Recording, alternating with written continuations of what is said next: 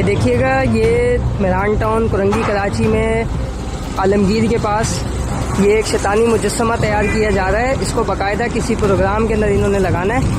ٹھیک ہے، تو ہماری انتظامیہ سے درخواست ہے کہ جلد از جلد اس چیز کے بارے میں نوٹس لیں.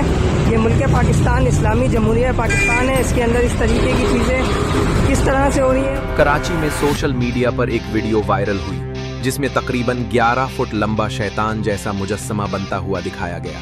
ویڈیو کے ساتھ دعویٰ کیا گیا کہ شہر میں شیطان کا مجسمہ بنایا جا رہا ہے. یہ خبر پھیلتے ہی لوگوں میں شدید رد عمل سامنے آیا اور بعض افراد نے اسے مذہبی اقدار کے خلاف قرار دیا. واقعہ سامنے آنے کے بعد کراچی پولیس حرکت میں آئی اور مجسمہ بنانے والے مجسمہ ساز سمیت 3 افراد کو حراست میں لے لیا تاکہ اس بات کی تحقیق کی جا سکے کہ اس مجسمے کو بنانے کا اصل مقصد کیا تھا. بعد میں سامنے آنے والی معلومات کے مطابق اس مجسمے کا مقصد کسی قسم کی عبادت یا شیطان پرستی نہیں تھا. دراصل چند نوجوان برائی کی علامت کے طور پر ایک مجسمہ بنا رہے تھے جسے بعد میں جلایا جانا تھا. دنیا کے کئی ممالک میں اس طرح کی علامتی سرگرمیاں کی جاتی ہیں جن میں برائی یا ظلم کی علامت کو جلا کر اس کے خاتمے کا پیغام دیا جاتا ہے.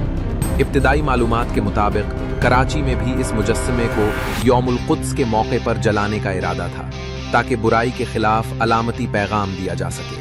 لیکن چونکہ ویڈیو بغیر سیاق و سباق کے وائرل ہوئی اس لیے سوشل میڈیا پر مختلف قیاس آرائیاں شروع ہو گئیں اور معاملہ غیر ضروری تنازع بن گیا. یہ واقعہ ہمیں ایک بار پھر یاد دلاتا ہے کہ سوشل میڈیا پر وائرل ہونے والی ہر ویڈیو کو فوری طور پر حقیقت نہیں سمجھنا چاہیے. کسی بھی خبر پر رائے بنانے سے پہلے اس کا پس منظر اور مکمل معلومات جاننا ضروری ہوتا ہے. اسی طرح میڈیا کے لیے بھی ضروری ہے کہ وہ سنسنی خیزی سے گریز کرے. شیطان پکڑا گیا جیسے جملے ویوز تو لے آتے ہیں مگر حقیقت کو مسخ کر دیتے ہیں. شاہ صاحب سر دست ہم اسے اٹھا کے لے آئے ہیں یہاں پہ.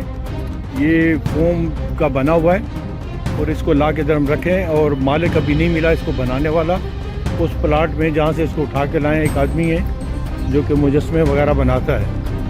اب وہ آ جائے تو پھر پتہ چلے کہ اس نے کس نیت سے بنایا، کیوں بنایا. تو سر دست ہم اسے لے آئے ہیں. یہ تھانے کے اندر موجود رکھا ہوا ہے.